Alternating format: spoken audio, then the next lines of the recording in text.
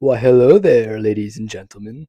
In today's video, we will be discussing the life, achievements, and mysterious circumstances surrounding the person of whom many people consider to be the father of cinematography.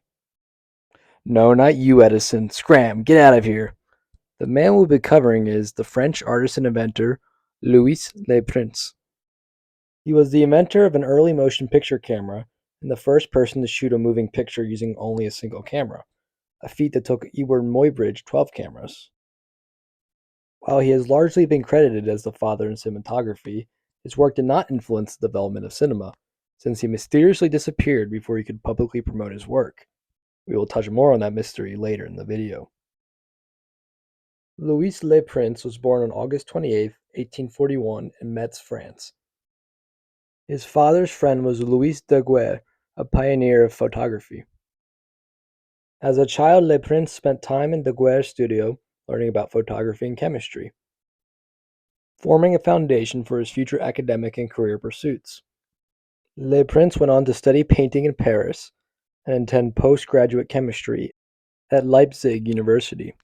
In 1866, he moved to Leeds, England, after being invited over by his friend John Whitley, a British entrepreneur, who he met in college. In 1869, Louis married John's sister Elizabeth Whitley. He would go over to the United States to work in 1881 and would go back to Leeds in May of 1887. In August of 1887, Le Prince would capture on camera a man walking around a corner. It was not a film, but a series of photographs, 16 in all. It wouldn't be until the following year that he would capture the world's first moving image. In mid-1888, Le Prince built a single-lens camera. He would use this camera to shoot the famous Roundhay Garden scene.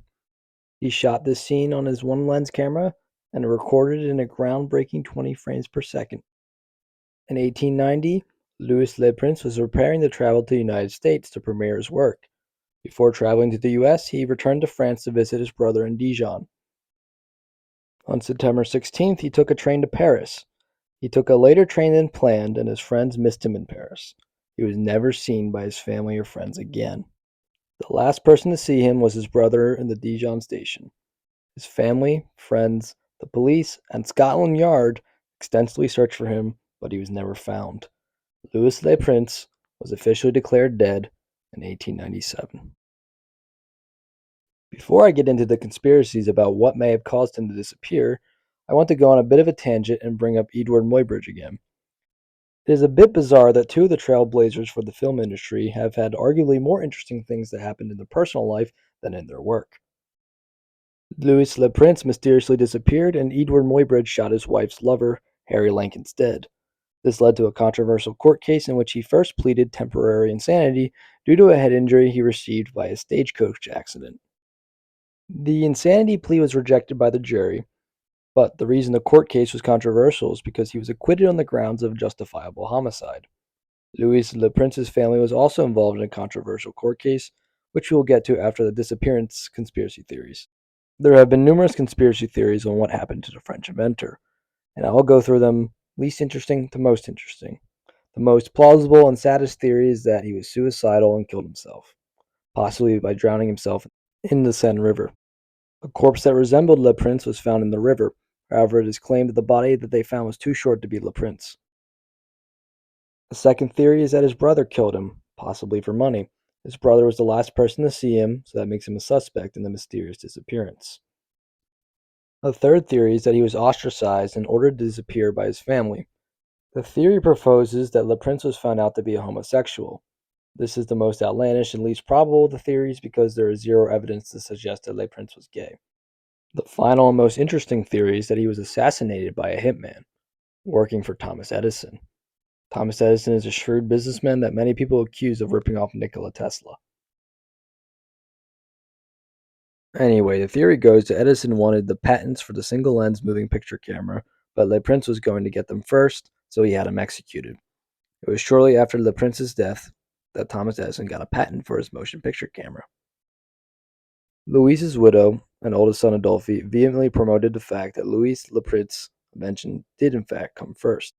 In 1898, Adolphe appeared as a witness for the defense in a case where Edison was suing the American Mutoscope Company, who were Edison's biggest competition, for violating his camera patent. Adolphe stated in court that Louis Le Prince was the first and sole inventor of cinematography. Adolphe, of course, wanted his family to get the royalties from his father's invention. The court eventually ruled in favor of Edison. However, a year later, that verdict would be reversed. In between the two verdicts, Adolphe was found dead with his duck hunting gun on Fire Island, New York. His corpse was found with a bullet in the head. It was ruled as a suicide. However, Elizabeth was convinced it was a second murder. She thought that Edison had him killed because he knew too much and was speaking publicly about it like how he did at court. While the fratricide and homosexuality theories are very improbable to say the least, the suicide and assassination theories have some merit to them. We will probably never know what truly happened, but what is clear is that Louis Le Prince is in fact the father of cinematography, as his work predates the work of men who have had far greater reputations and fame. The one thing that separates Louis Le Prince from his peers, other than the fact that he was first, is that he never made any money off his inventions. So ends the tragic tale of Louis Le Prince, the story of the mysterious and almost forgotten inventor of cinematography. If you enjoyed the video, please subscribe to see more of my content. If you didn't like the video, I thank you for listening this long. Have yourselves a spectacular day. Ciao.